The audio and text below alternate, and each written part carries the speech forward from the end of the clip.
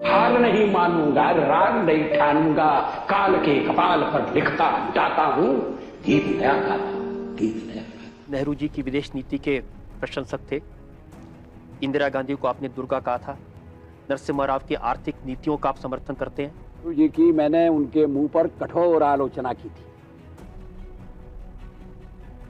मैंने एक बार नेहरू जी से कहा था कि आपका व्यक्तित्व विभाजित व्यक्तित्व है, इसमें चर्चिल भी और चैम्बरलेन भी है।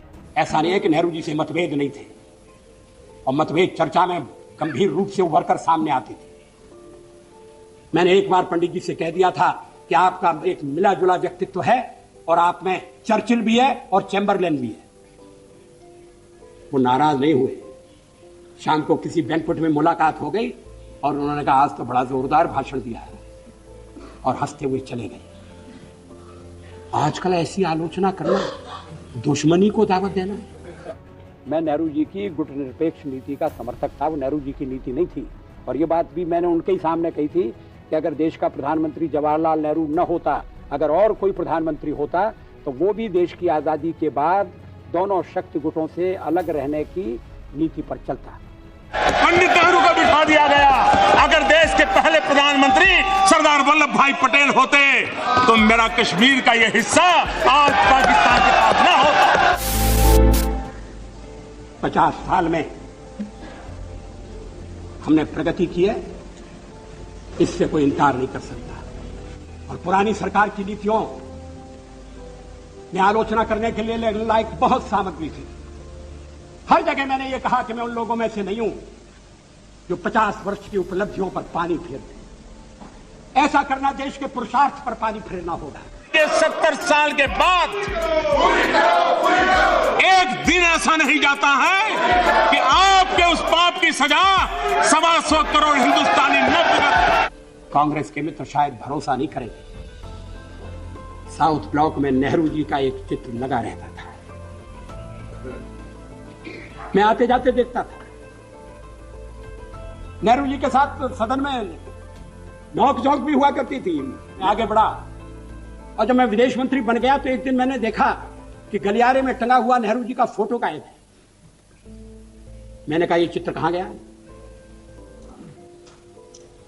कोई उत्तर नहीं दिया। वो चित्र वहां फिर से लगा दिया गया।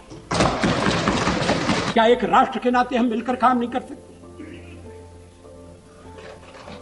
क्या एक राष्ट्र के नाते हम सब आने वाले संकटों का सामना नहीं कर सकते? एक शताब्दी खत्म हो रही है, दूसरी शताब्दी दरवाजे पर खड़ी है। अच्छे दिन खताएं तू लेकर चला है, दौलत ही जैसे तेरा खुदा, हर पल देताए तू जैसे हवा है, गुनाह के साए में चलता रहा। गोधरा का दाग उनके चेहरे से धुलेगा नहीं। वाजपेयी जी उनसे नाराज उसी विषय को लेकर थे, बाकी विषयों को लेकर वाजपेयी जी उनसे नाराज कभी नहीं थे।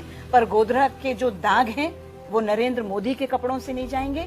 छत्तीसगढ़ में झीरम घाटी में जो कांग्रेस नेता शहीद हुए हैं, उनके खून के दाग डॉक्टर रमन सिंह के कपड़ों से कभी नहीं जाएंगे। चीफ मिनिस्टर के लिए मेरा एक ही संदेश है कि वो राजधर्म का पालन करें। राजधर्म ये शब्द काफी सार्थक है। मैं उसी का पालन कर रहा हूं, पालन करने का प्रयास कर रहा हूं। राजा के लिए, शासक के लिए प्रजा प्रजा में भेद नहीं हो सकता, न जन्म के आधार पर, न जाति के आधार पर, न संप्रदाय के आधार पर। मुझे विश्वास है कि नरेंद्र भाई यही कर रहे हैं।